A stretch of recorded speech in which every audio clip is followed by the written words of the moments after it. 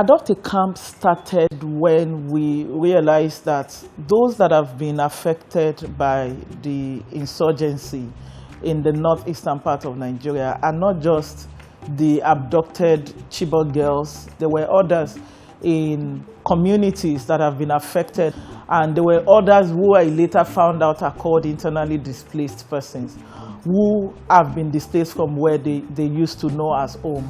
So we started Adopt a Camp as a way of reaching out to those set of people, providing an holistic support.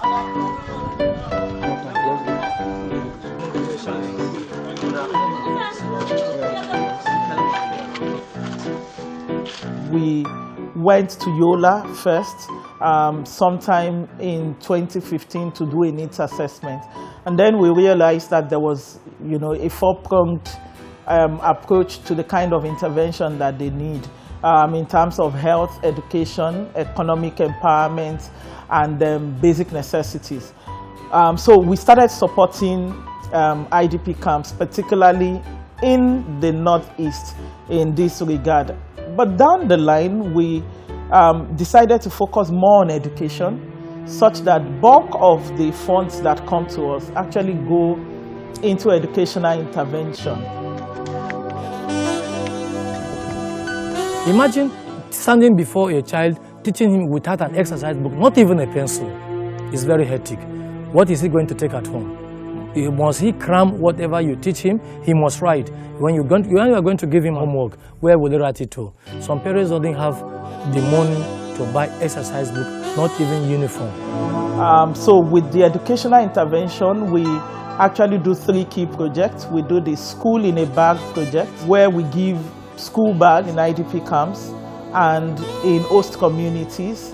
The school bags are usually loaded with writing materials as well as school sandals. To support the teachers that are providing education for them, we give them teaching aids and instructional materials. The second project we do is what we call Learning Hub. And with Learning Hub, we set up dismantleable or collapsible classrooms in IDP camps or in communities where there are no schools. And that we do so that children can have access to conducive environment. And the third project we do is what we call the Education Fund, where we give scholarships to IDPs and children in communities where there are schools.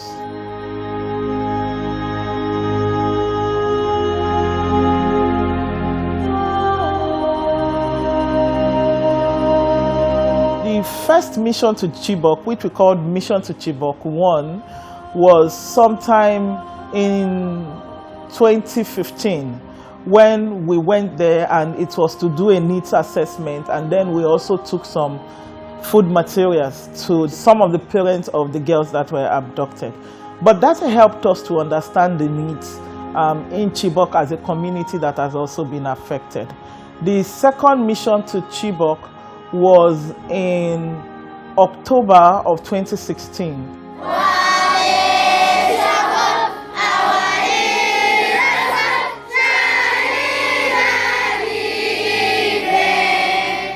And this time, realizing that there are children that have returned to school because schools have been reopened, there was need for us to support those children. We saw children who walked barefooted to school, children who had no sandal, children who had no book, no bag, no writing materials. And we thought it necessary to go and support those children. So we did Mission to Chibok 2, which was to implement School in a Bag, and then we gave 500 children school bags and school sandals. We gave some of the teachers few materials that we had. So in Mission to Chibok 3, we actually gave 1,011 school bags. And with that, we gave 861 to the public schools and 150 to the private schools. We covered communities like Umbalala, Dara, Ngadama, and several of those communities that are under the Chibok local government area. So in all, we did 19 schools, 14 public schools. Those 14 public schools, 10 of them are primary schools, Each of those primary schools have nursery sessions. 3 of them are junior secondary schools, and 1 of them is a senior secondary school, which happens to be GSS Chibok, where the Chibok girls were abducted from. The school, even though it's currently being rebuilt, but activities for senior secondary is going on in the junior secondary school compound, which was where we reached out to them. One of the support we also got was from a young Nigerian lady who is schooling at the John Cooper School at the Woodlands in Texas. Her name is Uche Oguchi. She is the international chair of our Interact Club in our school. It's a Rotary Club supported club.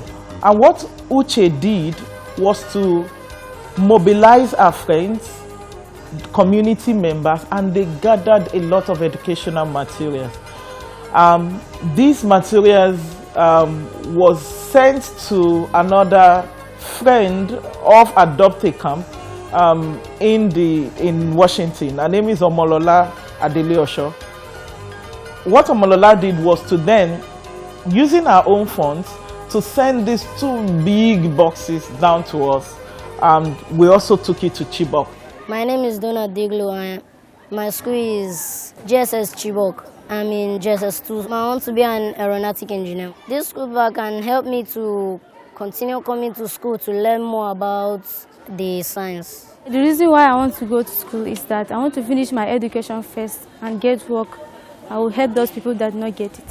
It is important that I extend a very huge thank you to all those who supported Mission to Chibok 3. From Daystar Church, Global Impact Church, Diadem Ministries, Real Woman Foundation, all the other organizations, including individuals. You know, Mr. Sheon Sule. In fact, Pastor Yemi Davis, I have to thank him specially. He's the lead pastor of Global Impact Church. I have to thank particularly also Pastor Nike Adeyemi and Yemi Popola of Reliance Limited in Lagos. I mean, these are individuals, Nike Ayodele on Twitter, and several other people who just put in their own bit in supporting. Is to say a very huge thank you that all the work that we've been doing is coming from the support of these people and several other people that I cannot mention. But the names are there for people to see.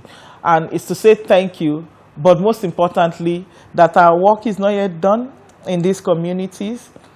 Boko Haram ravaged those communities. There's still a lot of Boko Haram activities there. We need to keep going back there and letting them know that they are not alone. And most importantly, use education as a tool to give them a better future.